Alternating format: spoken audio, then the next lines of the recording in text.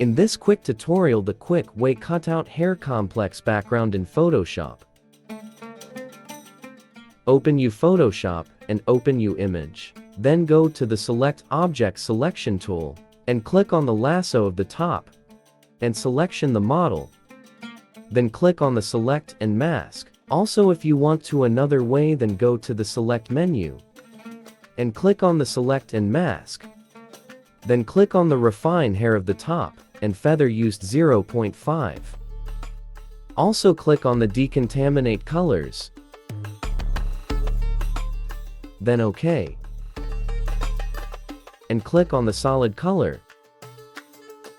And make sure you choose Color.